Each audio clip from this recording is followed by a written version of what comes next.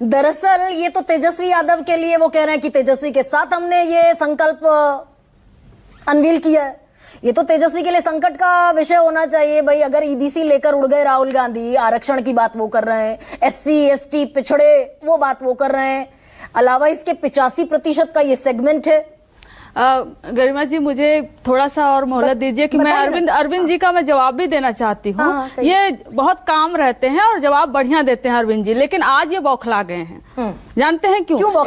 एक तो झूठ इन्होंने आरोप लगाया, बहुत झूठा आरोप लगाया कि कर्पूरी ठाकुर जी 1978 में 12% ईबीसी और ओबीसी को 8% आरक्षण दिए थे। फिर जब लालू जी आते हैं 1990 में 12% को बढ़ा के वो 14% कर देते हैं, और राबड़ी जी जब आती हैं 2000 में वो बढ़ाती हैं 14 से फिर 18% कर देती है, और फिर लास्ट जो बढ़ता है ईबीसी का आरक्षण वो तब बढ़ता है जब 17 महीने की सरकार होती है। और जो बात हमारे ऊपर आरोप लगा रहे हैं कि कर्पूरी मॉडल नहीं होना चाहिए, दरअसल ये लालू जी का नहीं था। जब मंडल कमीशन पास हुआ तो उसके बाद ये कॉन्फ्लिक्ट हुआ कि जो बिहार में मॉडल चल रहा है कर्पूरी ठाकुर मॉडल, वो कंटिन्यू होगा कि अब मंडल कमीशन वाला मॉडल लगेगा। इसमें लालू जी की कोई आपत्ति नहीं थी। अगर उनकी होती तो आप बताइए 2000 में राबड़ी जी उसको बढ़ाकर 18% क्यों करती? तो यहाँ तो पहली बात अरविंद जी ने बहुत ही झूठ बोला। और दूसरा, लेकिन तेजस्वी करते तो 14 और 17 की पॉलिटिक्स है ना भाई। 14% यादव है बिहार में और 17% आपके मुसलमान है।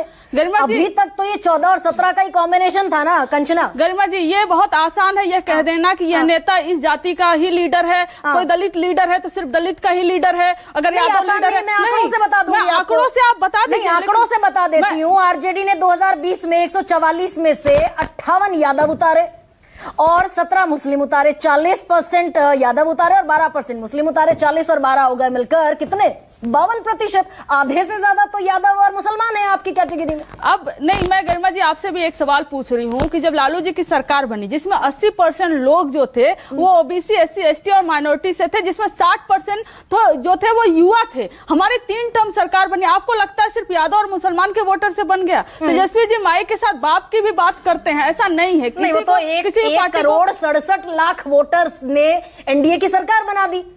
वोटर है 13 करोड़। देखिए मेरे ख्याल से 2024 के इलेक्शन में हमारे ही 2019 में हमें जो वोट मिला था, 2024 के लोकसभा में 15% हमारे 19 के मुकाबले हमारे वोट बढ़े हुए थे। ऐसा नहीं है कि नीतीश जी का भी टाइम था, उनका भी टाइम अब जा रहा है। सबका किसी का वोट, मैंने पहले भी आपके शो में बोला था, बपौती नहीं होता है। जहां तक राहुल गांधी जी की बात है, कांग्रेस की बात है, आरजेडी से आप कह रहे हो कि वोटर लेने की बात है, मैं इसको पूरी तरह से गलत मानती हूँ। मैं ये कह रही हूँ भाई कांग्रेस मजबूत हो गई तो वो बड़े भाई का ओहदा चला जाएगा ना तेजस्वी यादव का। मैं आपसे एक बात बस पूछना चाह रही हूँ। देखिए 2020 का इलेक्शन हुआ, कांग्रेस को मिला 70 सीट, जीती 19 सीट। आपके इस शो में और जो आपके अदर शो होते हैं वहां पे 5 political pundit in terms of caste नहीं बोल रही, बैठाए जाते हैं और ये कहा गया कि भाई सरकार नहीं बनी क्योंकि कांग्रेस ने 19 सिर्फ जीते, कांग्रेस का स्ट्राइक रेट कम रहा। तो आप क्यों कांग्रेस के पीछे पड़ गए? यार उनको मजबूत होने दीजिए, वो मजबूत नहीं होंगे। ना ये पॉलिटिकल एनालिस्ट को भी छोड़ दें तो तेजस्वी यादव का ऑन रिकॉर्ड बयान है कि कांग्रेस अगर बेहतर प्रदर्शन करती हम सत्ता में होते। तो वही कह रहे हैं ना कि 70 में से अगर 19 सीटें जीती है ना, तो आपको नहीं लगता कांग्रेस को और मजबूत होने की जरूरत है? और भाई मजबूत हो रही है, ज्यादा सीटें भी तो देनी पड़ेंगी कंचना। जो जीत सकेंगे, वो जो मांगेंगे, वो जिनके कैंडिडेट जितना होंगे उनके पास उतना मिलेगा, सबको मिलेगा। कैंडिडेट टिकट कोई बिग इशू है ही नहीं। बिग इशू ये हो सकता है क्या? बिग इशू ये है कि जिसको जितनी सीटें मिलेगी वो उसको जीत कर लाए और सरकार बनाए। और अगर इसमें कांग्रेस मजबूत होने की पूरी कोशिश कर रही है, अपने कैडर को बढ़ाने की कोशिश कर रही थी, तो हमारे लिए प्लस पॉइंट है महागठबंधन के लिए। तो क्या ये आरजेडी के लिए, आरजेडी इसको बिल्कुल स्वाभाविक मानकर चल रही है कि भाई 17-14 आरजेडी के पास और ये 36% पर कांग्रेस क्लेम कर ले, हमें कोई दिक्कत नहीं? देखिए ऐसा नहीं है। हमारा जो है कि जो बीजेपी को लोग वोट कर रहे थे भ्रम में आके, जो नीतीश जी को इतने सालों से वोट करते हुए आए हैं, नीतीश जी ने क्या दिया? आज बिहार में जो भी हो रहा है, जो अभी आपने भी देखा कितने आरोप लग रहे हैं भ्रष्टाचार के, लेकिन नीतीश कुमार जी का क्या कहीं अता पता है? नहीं है।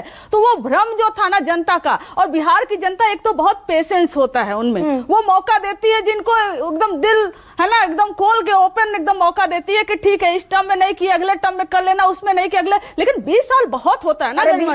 20 साल में अभी रिसेंट 17 महीने तो आप भी थे ना भाई कंचना। एक सेकेंड, लेकिन शिवम